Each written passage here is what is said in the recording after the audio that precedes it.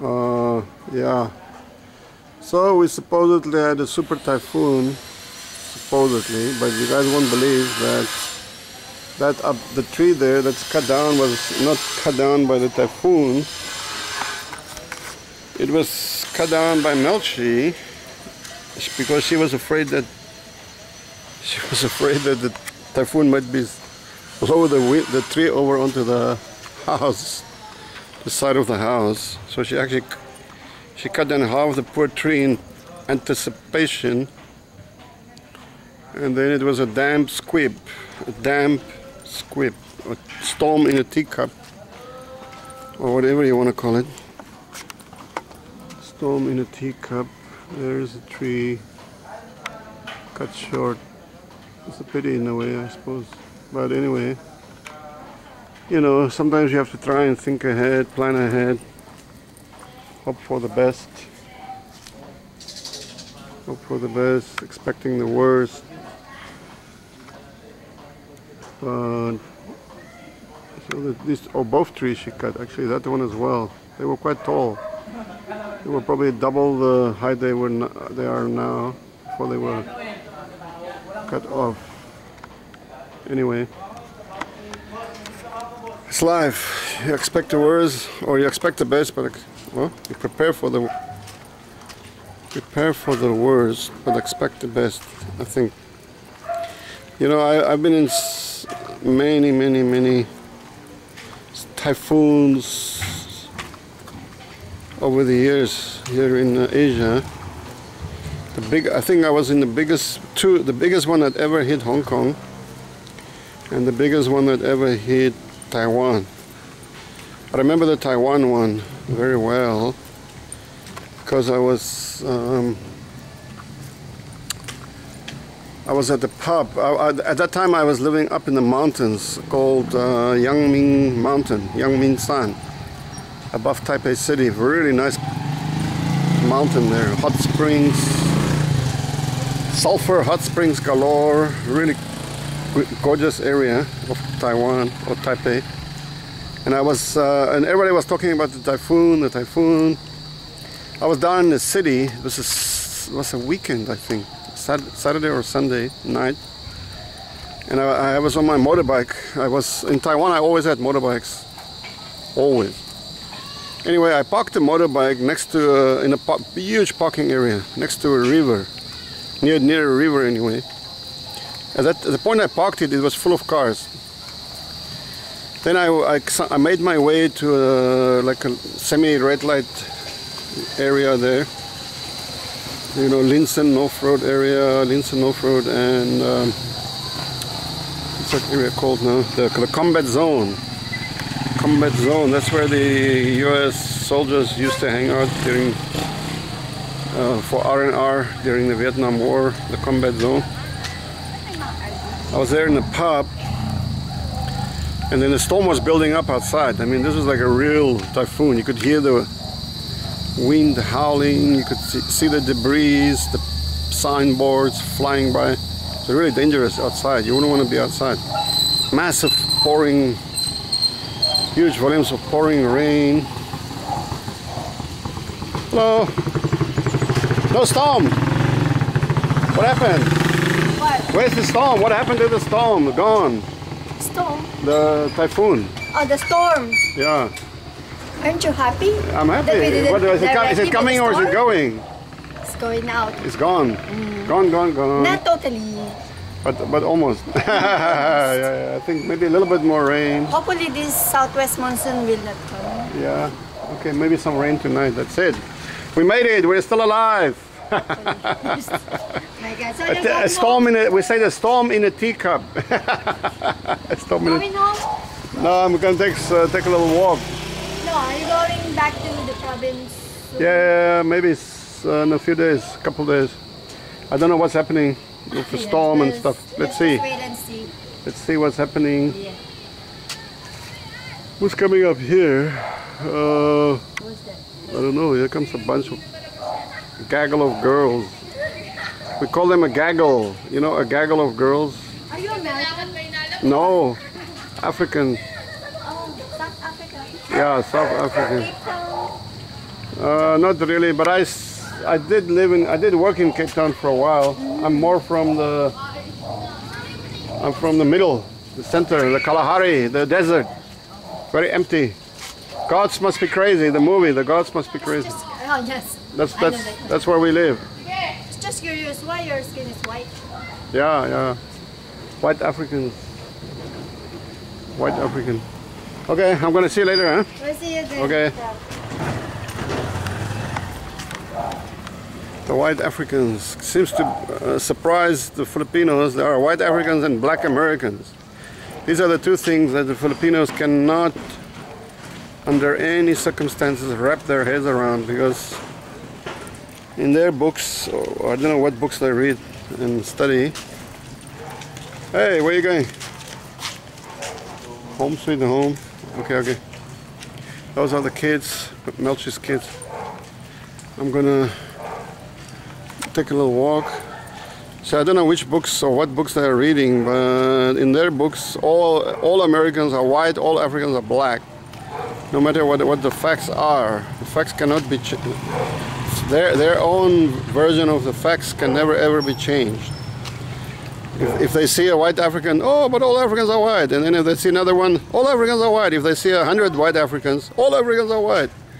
If they see 10,000 black Americans, all Americans are still white. There are no black Americans. Each time they will keep telling you, no, there are no black Americans, until they see one. Oh, no, that's a black American, yes. So, I don't know what's, how do you explain this part of the Filipino education? Very similar to China, very similar to, I guess, Korea. No, Koreans seem to be a bit more aware. If I tell them I'm from South Africa, they don't seem to be surprised in the least. Japanese seem to be quite aware. Maybe their education is a bit better than the Chinese and Filipinos. So this is a real problem for the Filipinos in their education system. A big lag, lack and a lag, lagging and lacking. Okay, I was going to tell you guys about this typhoon in Taipei. So anyway, the wind was howling, the signboards were flying. New karaoke is opening up. There they are, guys. It's Saturday night. Everybody's singing. Everybody's singing. So anyway, I got suddenly it was like 5 in the morning, and they said, "Oh, we are closing." There were a couple of cute bar girls in there, but I got deftly pushed out the door, and it was locked behind me. And suddenly I was standing there, facing the full might of the typhoon on the street. Howling winds, flying signboards. You could be beheaded at any moment.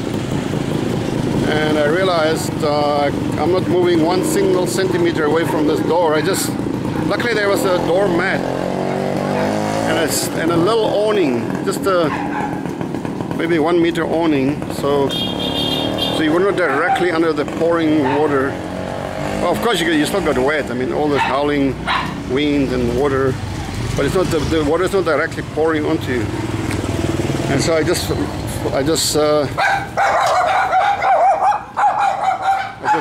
slept there on the mat, right in front of the pub. I woke up in about 12 noon, and the typhoon has gone or over. And I went down to the river, and my motorbike was the only vehicle standing there on the whole massive, huge parking area there. All the other cars were gone. Mine was the only vehicle, and it was surrounded. It was tightly wedged between a whole lot of debris, wooden debris, broken off trees, broken branches. It was all around my motorbike, like about hip height. I had to clear away all this debris. The bike was just standing there. And the first kick was a Yamaha DT, I remember, Yamaha DT off-road 125. First kick, it went, so there must have been a bunch of water flowing over this parking area, I guess. So how did all the debris get there? But the bike was fine, unscathed. So that was a good one. Was that the time? No, there was one time when the whole city was flooded. The whole Taipei city. Unbelievable. People had to jump out of the buses. They were swimming. People jumped from the buses, the top of the buses, because the streets, downtown Taipei, streets, the water was pushing up over the buses, the roofs of the bus. People were standing on the buses, then they had to jump off and swim to the nearby shops, second floors. Otherwise they would drown. I remember that day. The whole city was down for months, all electricity, because all the cellars, underground rooms, cellars, they were all filled with water. You couldn't have electricity anywhere until every cellar was pumped. All the water was pumped out of each and every cellar. It took months and months and months. No electricity. And then that was just the typhoons. I had a very interesting experience in Hong Kong with a typhoon, with a couple of lovely babes. Long story, but I won't tell it here. Maybe in my book. Anyway,